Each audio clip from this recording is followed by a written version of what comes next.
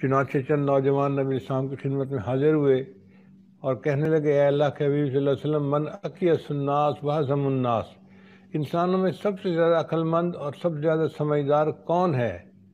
نبی اسلام نے فرمایا کہ اکثرہم ذکر للموت، وہ جو موت کو کثرت کے ساتھ یاد کرتا ہو، وہ اکثرہم استعداد للموت، اور جو موت کی کثرت کے ساتھ تیاری کرتا ہو، اولئک الاکیاس، یہ ہیں عقل مند لوگ، ذہبوا بشرف الدنیا و کرامت الآخرہ، دنیا کی شرافت اور آخرت کی بزرگی یہی لے گئے۔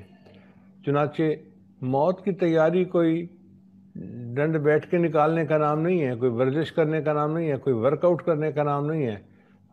موت کی تیاری یہ ہے کہ انسان اپنے گناہوں سے معافی مانگ لے اور نیکی بھری زندگی گزارنا شروع کر دے اور اپنے اخلاق اچھے کرے، اگر کسی کا دل دکھا ہے تو اس سے معافی مانگے۔ ایسی زندگی ہو کہ حضرت خواجہ عبدالمالک صدیقی رحمۃ اللہ فرمایا کرتے تھے کہ قیامت کے دن کوئی بندہ گریبان پکڑنے والا نہ ہو۔ اگر کسی نے اپنی زندگی کو ایسے بنا لیا، جوان بیٹے بھی تھے، اس کو دشمنوں نے قتل کر کے نہر میں ڈال دیا، تو اس کی لاش نہر کے پانی کے اندر رہی اور پھول گئی۔ جب پتہ چلا، پولیس نے لاش کو پکڑا تو لاش اتنی پھولی ہوئی تھی کہ پتہ بھی نہیں چلتا تھا کہ یہ شکل مرد کی ہے یا عورت کی ہے، شناخت ہوتی نہیں تھی۔ اب جب شناخت ہوتی نہیں تھی تو پولیس نے قریب گاؤں کے امام صاحب کو کہا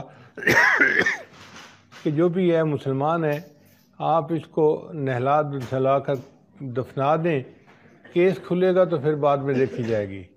چنانچہ امام صاحب نے اس کو نہلا دیا، لیکن جب کفن دینے کا وقت آ گیا تو امام صاحب نے کہا، بھئی میرے پاس تو پیسے نہیں کہ میں کفن خرید سکوں، دیہاتوں میں کھانے پینے کی چیزیں ہوتی ہیں لیکن کیش شہر میں نہیں ہوتا کہ انسان خرچ کر سکے۔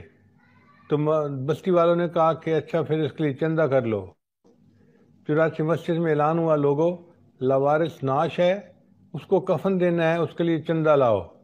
کوئی 1 روپیہ لایا، کوئی 2 روپیہ لایا، کوئی 5 روپیہ لائے۔ 1 گھنٹہ اعلان ہوتا رہا اور 1 گھنٹے اعلان کے بعد پیسے پورے ہوئے، کفن خریدا گیا اور اس ناوارث لاش کو کفنا کر بالآخر دفنا دیا گیا۔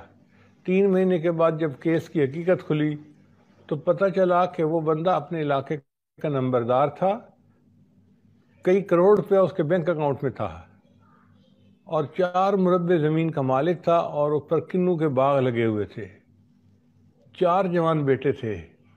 اس بندے نے زندگی میں کبھی نہیں سوچا ہوگا کہ میں جب مروں گا تو چندے کا کفن لے کے دنیا سے جاؤں گا۔ تو موت برحق ہے، کفن کے ملنے میں شک ہے۔